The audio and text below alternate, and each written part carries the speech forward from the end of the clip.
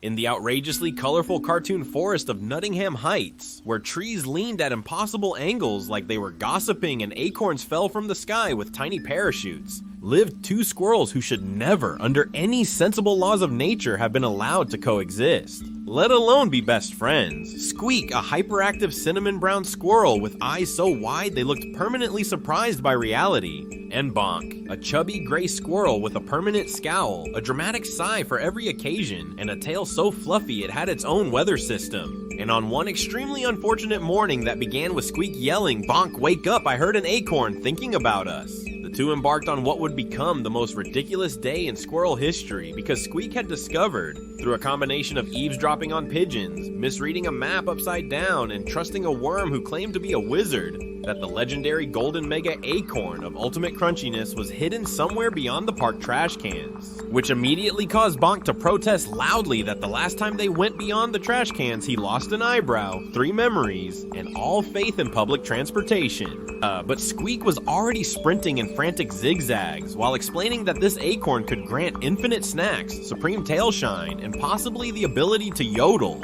And so Bonk, muttering about how this was definitely how squirrels disappeared into myths, followed along as they dodged angry ducks, vaulting chipmunks, and a suspiciously athletic snail named Gerald who demanded a password they did not have, leading to a chase sequence involving shopping carts, roller skates stolen from a raccoon teenager, and a dramatic slow-motion leap where Bonk screamed, "I regret everything," while Squeek yelled, "I regret nothing except not wearing a hat."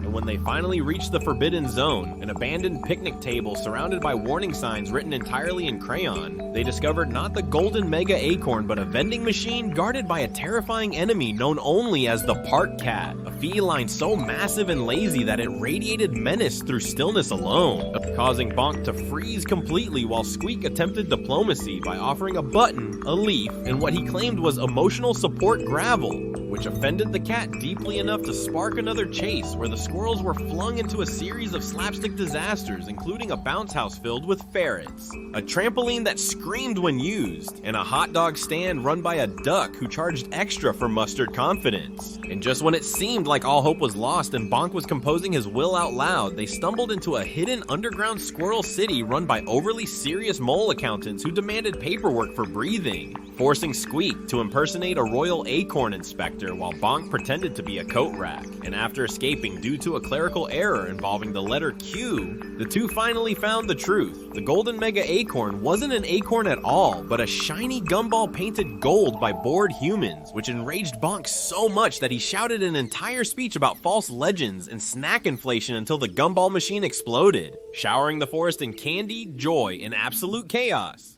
prompting every animal to celebrate while Squeek declared the day a success, and Bonk admitted, quietly, very quietly, that it had been moderately tolerable. And as the sun set over Nottingham Heights with fireworks accidentally launched by raccoons, the two squirrels sat atop their tree, exhausted, sticky, and covered in glitter, agreeing never to do that again right before Squeek asked, "So, tomorrow, haunted pine cone?" causing Bonk to scream into the distance as the screen froze. Upbeat cartoon music played, and the words "to be continued" unfortunately slammed onto the screen.